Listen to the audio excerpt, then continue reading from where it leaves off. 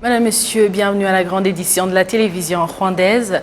La page nationale commence par le ministère de l'administration locale qui exhorte les opérateurs privés à conjuguer leurs efforts afin d'initier des projets de développement de grande envergure pour l'intérêt général du pays. Appel lancé par le ministre Gatabazi Jean-Marie Vianney à l'occasion d'une rencontre des partenaires de développement de la province de l'Ouest en fin de semaine. Le point avec Jean Damascène Manichim. Liliane Mutesi est une Rwandaise qui a investi dans le secteur hospitalier dans le district de Rutsiro à l'ouest du Rwanda. Comme d'autres investisseurs, elle estime que la province de l'Ouest dispose d'énormes opportunités de développement liées surtout au lac Kivu, frontalier de 100 districts des 7 qui comptent la province. Nous avons le terre-rochette dans le secteur Boneza. Souvent, il est débordé de clients. Il y a beaucoup d'opportunités. J'y vois les pêcheurs seulement, mais comme la frontière congolaise est déjà ouverte aujourd'hui, il serait bon d'y installer aussi les bateaux hôteliers. D'autre part, la population de l'ouest du pays est unanime à affirmer que la province a besoin davantage d'infrastructures de nature à favoriser la création de l'emploi et le développement général.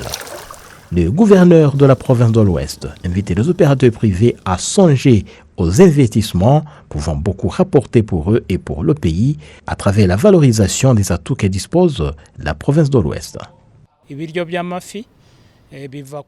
pisciculteurs nous ont dit qu'ils sont obligés d'importer depuis la Zambie les aliments des poissons.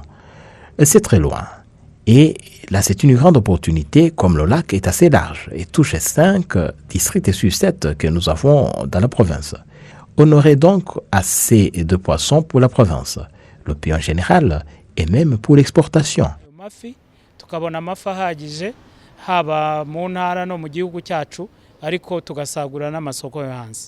Le ministre de l'administration locale invite pour sa part les investisseurs à travailler de concert pour réussir de grands projets susceptibles d'accélérer le développement et celui du pays.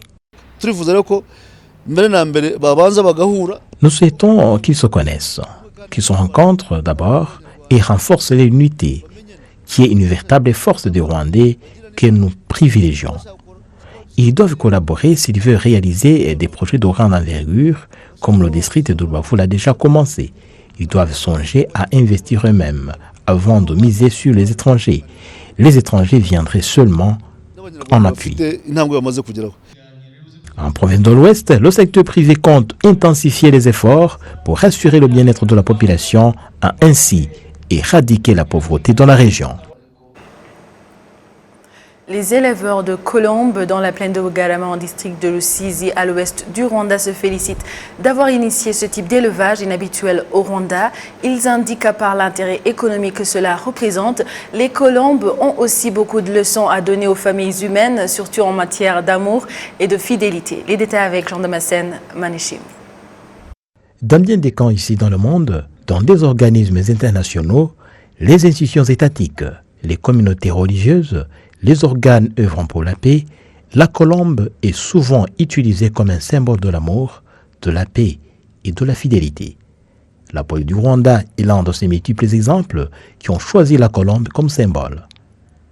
Malgré cette omniprésence des colombes dont les logos et insignes différents, leur élevage est plutôt rare au Rwanda. La plaine de Bugarama, habituellement réputée pour l'agriculture du riz, des fruits et légumes, a adopté l'élevage des colombes, symbole de la paix. C'est là que nous trouvons Élisée Nsengiyumva, éleveur des colombes, depuis l'an 2000. Quelle est la particularité des colombes? Comment sont-elles élevées? Et surtout, quelle est leur importance?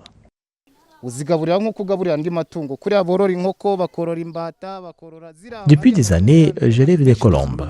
Ils ont beaucoup contribué à mon développement. J'évalue les contributions à environ 400 ou 500 000 francs rwandais. J'inviterai les autres à pratiquer cet élevage. Pour construire, on doit y placer des étages dans les maisons, à exemple de ce qu'on fait pour les lapins. On y divise par après les chambres. Chaque chambre pour un mâle et une femelle. Tu dois prendre soin de ces colombes pour pouvoir les garder sans risque de s'évader à la recherche de la nourriture. Les colombes mènent une vie assez particulière par rapport aux autres animaux. Elle se démarque par la fidélité et la solidarité infaillible entre un mâle et une femelle, comme l'explique Samuel Nkunzimana, également éleveur de colombes.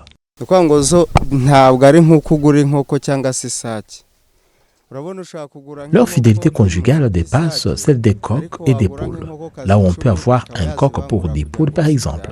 La femelle pond des œufs et la période de couvaison dure 16 jours. Dans chaque œuf sort un mâle et une femelle. Les colombes restent très liées à deux et c'est là la différence avec d'autres volailles. Ces éleveurs de Bugaramarote du Rwanda affirment que la fidélité conjugale, l'égalité du genre, la solidarité et l'échange mutuel sont les valeurs qui constituent de véritables défis aujourd'hui pour bien des ménages. Pour les colombes, par contre, il n'en est pas ainsi. Ikima et Clarisse expliquent.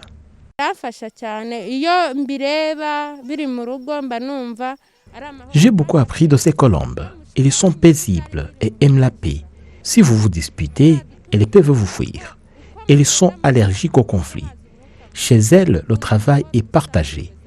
Quand il s'agit de pondre des œufs, le mâle sort pour trouver les arbustes de construire le nid. La femelle qui reste se charge de la construction. La couvaison est assurée aussi à tour de rôle par un mâle et une femelle. Je considère qu'elle devrait nous inspirer quant à l'égalité et à la complémentarité du genre. Elle nous dépasse de loin. Aujourd'hui, on observe des conflits et des mésententes entre conjoints. Nous devrions donc suivre l'exemple des colombes. Ce témoignage des éleveurs des colombes à Bugaramarote du Rwanda corrobore la réputation des colombes dans l'histoire. Dans la mythologie grecque, par exemple, il symbolisait la douceur et la constance. Dans la tradition chrétienne, il représente la paix, comme celle d'après le déluge au temps de Noé, la charité et même l'Esprit Saint, comme lors du baptême de Jésus dans le Jourdain.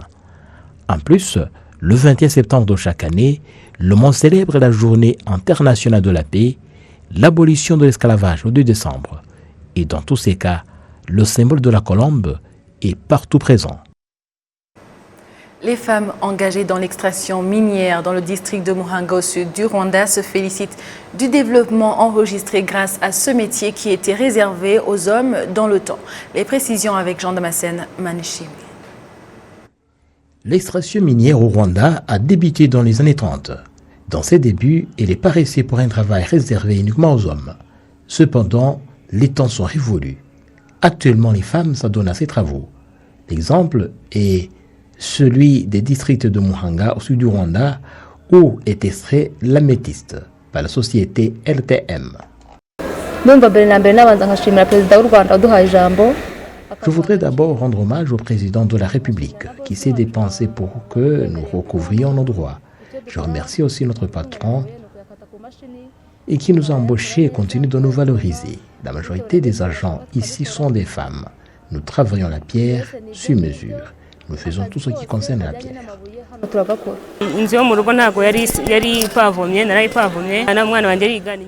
J'ai pu réhabiliter ma maison.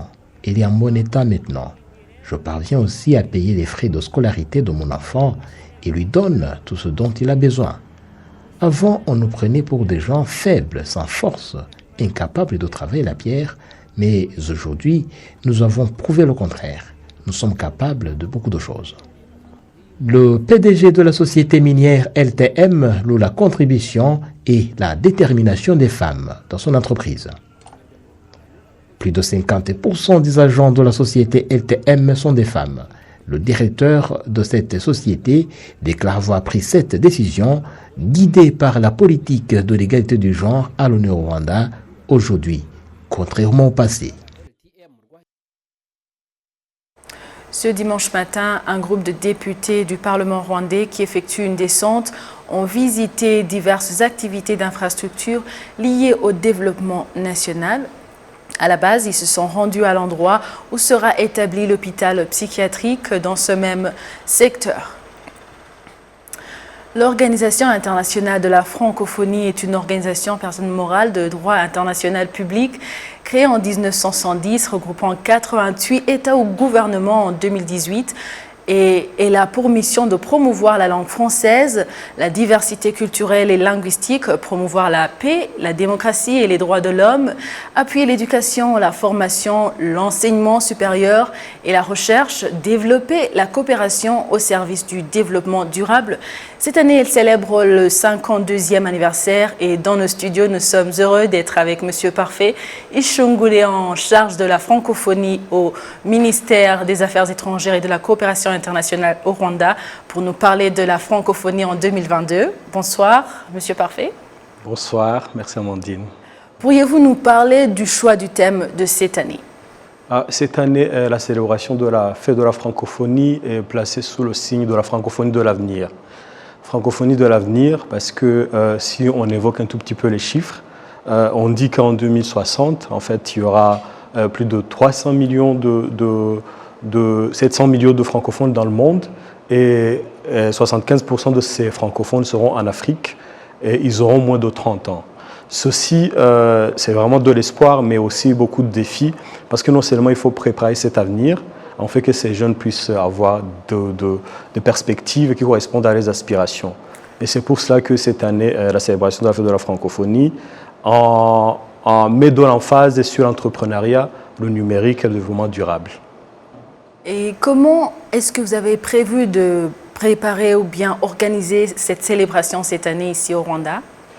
Au Rwanda, on s'aligne toujours au thème développé par l'Organisation internationale de la francophonie et en travaillant avec des ministères concernés tels que le ministère de la Culture, le ministère de l'Éducation et REB, en partenariat avec le groupe des ambassadeurs francophones, on développe une programmation d'abord artistique et culturelle qui vise à mettre de l'emphase sur cette diversité culturelle de l'espace francophone.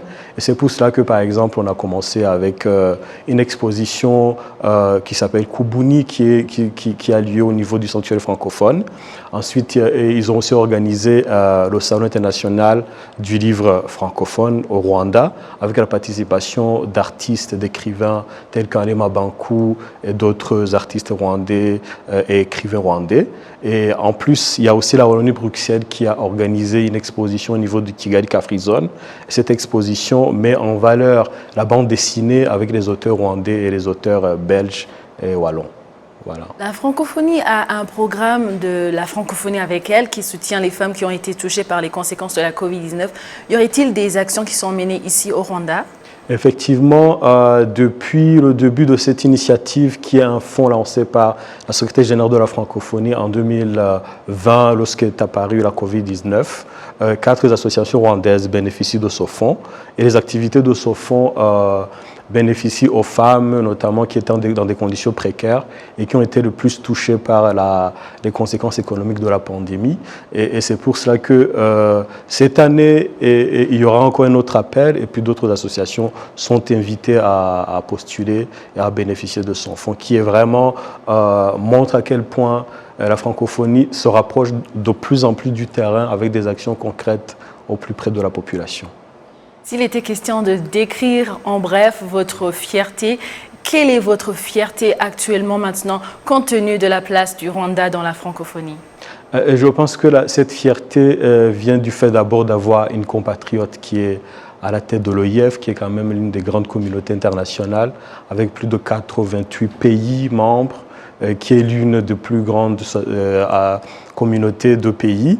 Et en plus, lorsqu'on voit des programmes mis en place et des initiatives en faveur de la jeunesse, on se dit que ça ne pouvait pas tomber mieux. Et surtout qu'en ce moment-là, on célèbre 50 ans de l'existence de cette organisation, d'abord commencée en Afrique avec des Africains en partenariat avec d'autres pays qui avaient un passé colonial avec une langue en partage. On ne peut que dire que la francophonie a de l'avenir devant elle et ceci nous donne beaucoup de fierté aujourd'hui.